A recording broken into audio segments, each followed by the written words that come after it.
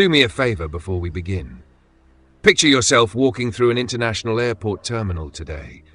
Think of the metal detectors, the X-ray scanners, the armed officers watching your every step, the mandatory public striptease just to get anywhere near a departure gate.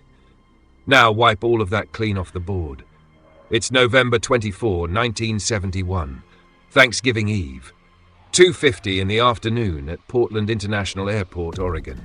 The air smells of freezing rain, burnt kerosene, and the thick fog of cigarette smoke drifting unchecked through the passenger terminal. You don't need a passport. You don't pass through a security checkpoint because security checkpoints simply do not exist. You walk right up to the Northwest Orient Airlines counter, carrying a hand luggage bag whose contents no living soul will ever inspect. You slide $20 cash across the counter and ask for a one-way ticket on Flight 305 bound for Seattle. The agent asks for a name. You give the first thing that crosses your mind. Dan Cooper. Nobody asks for photo ID.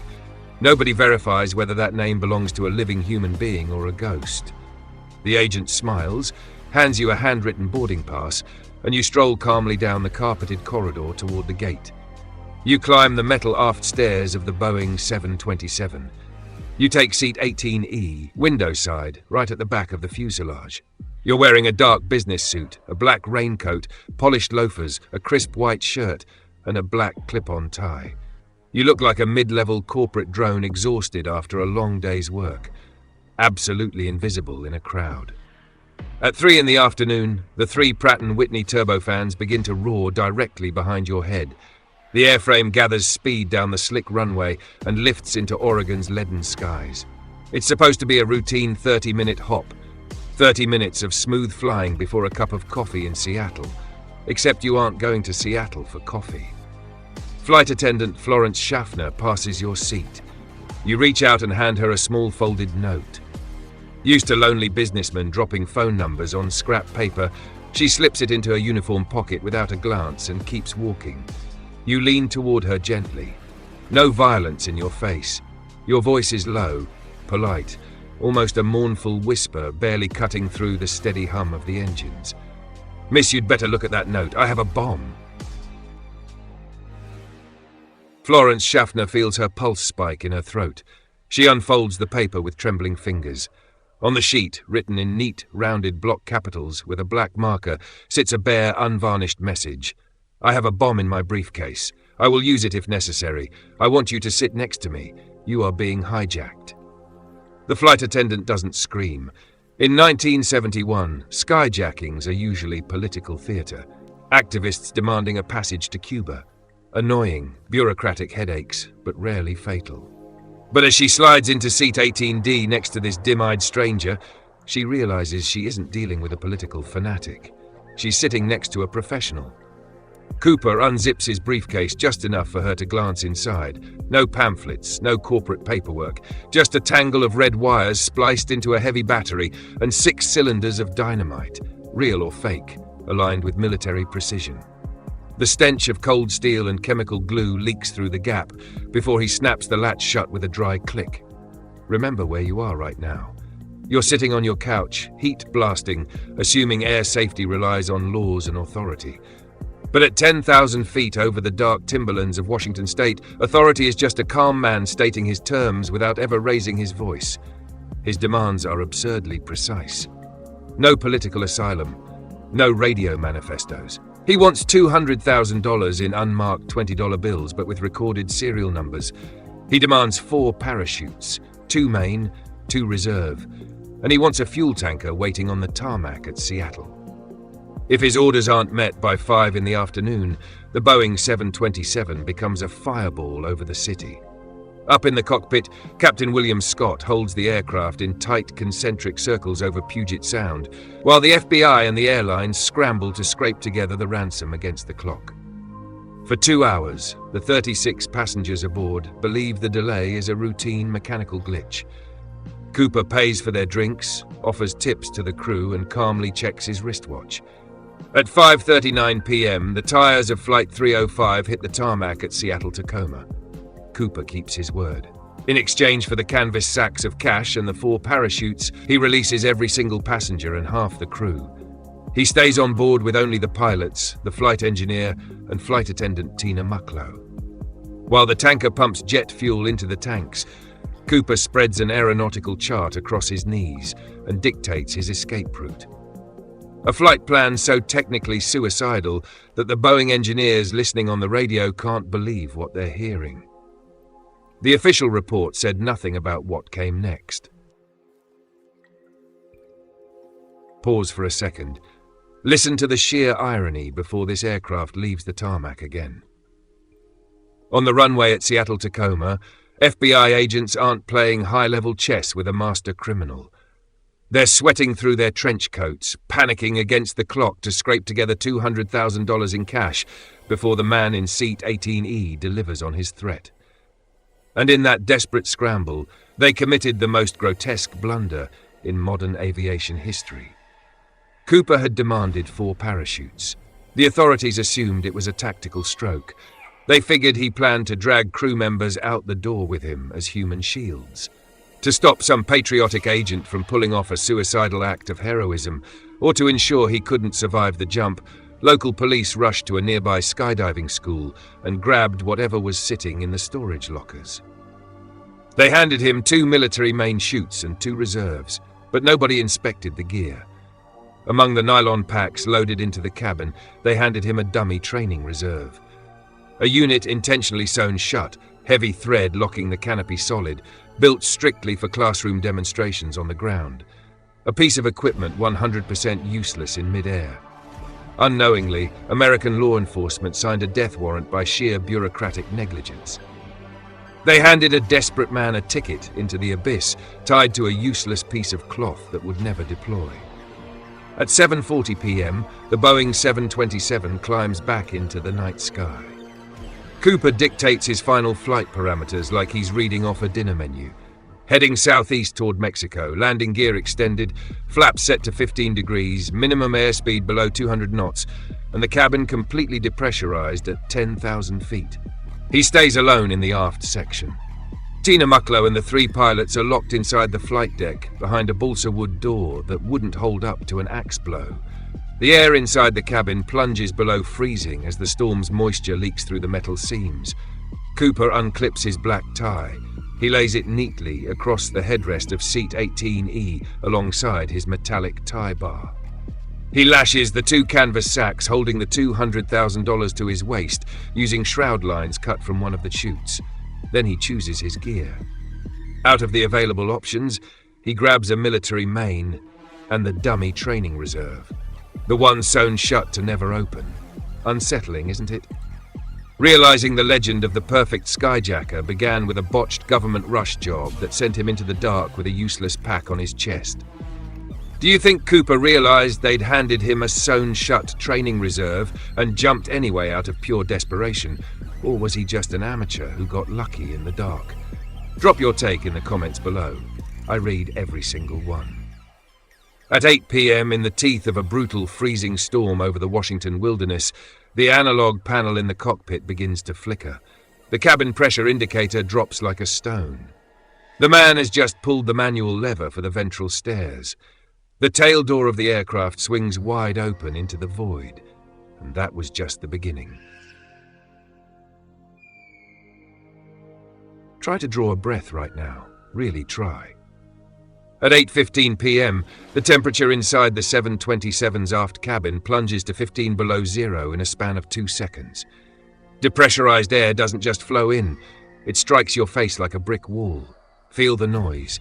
The deafening hum of the 3 Pratt & Whitney turbofans violently warps into a roar as 200-mile-an-hour gale force winds tear through the open ventral stairway. Cold steel groans. Tail lights flicker wildly, and the airframe suffers a sharp upward physical jolt that vibrates through Captain Scott's control yoke. There he stands, Dan Cooper, perched on the bottom step of the metal stairs, staring down into nothing. No moon, no city lights bleeding through the horizon, only an abyss of absolute darkness, a dense storm front choking the air, obscuring the canopy of giant Douglas firs coating the Cascade Mountains below. 100-foot wooden daggers waiting at the base of jagged granite terrain. A seasoned military parachutist, geared up with thermal insulation, an oxygen mask, and night vision optics, would have thought twice before stepping off into those conditions. Cooper is wearing a thin wool business suit, a light raincoat, leather-soled dress loafers, and dark sunglasses tucked into his pocket. He has $200,000 strapped to his waist with parachute cord and a dummy reserved chute that will never deploy. He steps forward and lets go. The impact against the wall of air at 10,000 feet is instantaneous. The shearing force tears the loafers clean off his feet in the first second. Rain at that velocity doesn't soak. It slices open exposed skin like glass needles. Sub-zero air floods his lungs, freezing his airway as he tumbles out of control through total blackness over Cowlitz County. You look up at the night sky from the warmth of your home and ask yourself what it feels like to vanish. It feels like the wind stripping your flesh, the cold paralyzing your fingers as you reach blindly in the dark for a ripcord. If he pulled the ring on that dummy reserved chute, sewn shut by bureaucratic incompetence, the canopy never deployed. The pilot chute never caught the air, and Cooper simply kept falling at over 120 miles per hour until slamming into the tree canopy or the razor rocks of the Lewis River Canyon.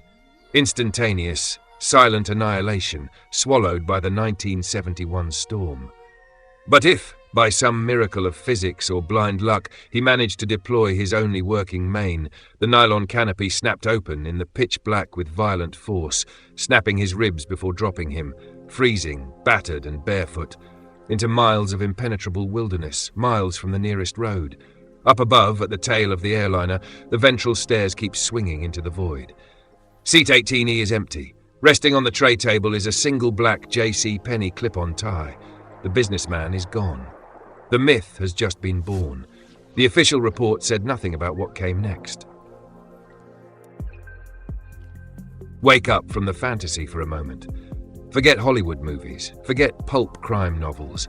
Forget the romantic image of the master criminal strolling along a Caribbean beach, drink in hand, $200,000 stashed in a leather suitcase. For 9 years, the FBI launched the largest manhunt in the history of civil aviation. They chased thousands of leads, interrogated over 800 suspects, and combed every square inch of the Cowlitz County wilderness with tracking dogs, helicopters, and National Guard battalions.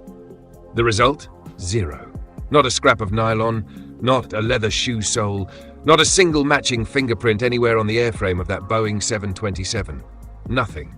Dan Cooper had dissolved into the dark as if he'd never existed, until the cold physics of water and clay decided to mock the official dossier.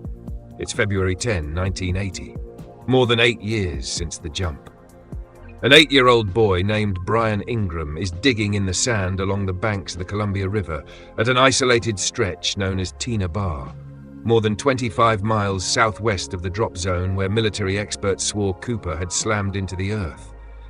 The boy scrapes the damp mud with a stick and hits something solid. He unearths 3 weathered bundles of paper, bound with rubber bands that disintegrate at the slightest touch.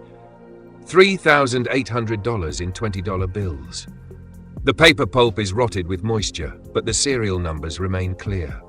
The FBI swarms the beach within hours. They check the official 1971 ransom records, and the verdict is undeniable. The serial numbers are an exact match. It's the cash from Flight 305. That is precisely where the official narrative collapses under its own weight. The easy explanation, the one desk-bound analysts love, claims Cooper died on impact. The money bags tore open in the fall, and the Columbia River washed the cash down from the mountains to the shoreline. But government hydrologists and geologists made the mistake of analyzing the sand. The bundles were intact in neat stacks of 100, exactly as they left the vault in Seattle. Had the river dragged that money for miles over rocky beds, gravel, and crushing currents, the paper would have shredded or scattered across dozens of miles of coastline. It didn't. The stacks sat together, shallowly buried in the sediment layer. Worse still, microscopic analysis of diatom algae clinging to the paper proved the bills were never exposed to river water in 1971. They were deposited on that sand beach years after the skyjacking. Someone walked onto that riverbank in the dead of night, years after the FBI wrote the parachutist off as dead, and buried 3 stacks of bills in the sand at Tina Bar. A clue? A sadistic joke? Or living proof that the man who survived the leap came back simply to laugh in the faces of the authorities who declared him buried beneath the fir trees? Look back at the screen for a moment. Go back to seat 18E in the rear of that Boeing 727. No blood. No signs of a struggle. Nothing. Just a seat of worn blue fabric, a 14-cent JCPenney clip-on tie, and a cheap tie bar. That was the entire haul. Military intelligence, the FBI, and the United States government managed to recover from a skyjacking that altered global aviation history forever. Because of a faceless man. You take off your shoes at airport security today.